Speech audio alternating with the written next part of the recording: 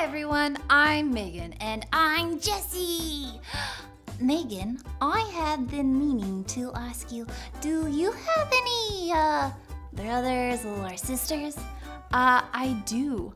I actually have 4 brothers and 5 sisters. Whoa! I just have one brother and one sister. You have way more than me. I do have a big family, but if you count all the brothers and sisters I have in Jesus, I have millions. Millions? What do you mean, brothers and sisters in Jesus? Well, I am a Christian, and when I became a Christian, I was adopted into God's family. So all the other Christians in the whole world became my brothers and sisters. Whoa! Well, I like my family. I don't want to be in another family. What's great about the family of God is that people in your earthly family can be in this family too. They can? How?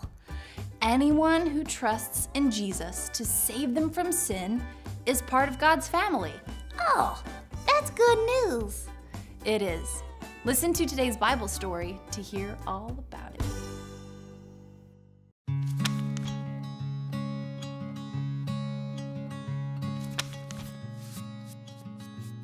Jesus' close friend John wrote a letter to Christians. He called Christians little children because all Christians are children of God. John said, "I am writing to you so you will not sin. But if you do sin, Jesus talks to God the Father for us. Jesus died to take the punishment for our sins." John said that when we are part of God's family, we keep God's commands. Being a child of God is like living in light instead of in darkness. John wrote, "If someone doesn't love his brother or sister, he is in the darkness. If someone loves his brother or sister, he is in the light." John also wrote, "God the Father loves us so much. He calls us his own children, and we are children of God." People who are God's children live in a different way than people who are not God's children.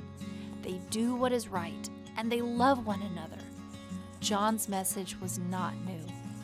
Jesus told his followers to love one another. John wrote that other people will know we are Christians because we show love to one another. How do we know what love is? We look at Jesus. He showed us love by giving his life for us. Jesus gives us power to love like that too.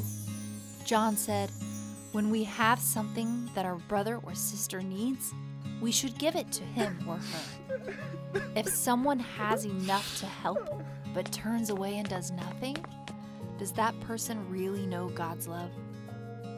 We must not just talk about loving others. We must love them by our actions and by telling them the truth. Little children, John said, let us not just say that we love others. Let's show our love by what we do.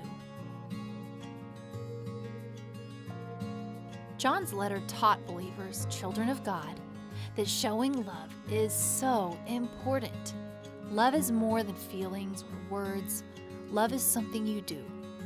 Jesus showed God's love for us when he died on the cross to take our punishment for sin.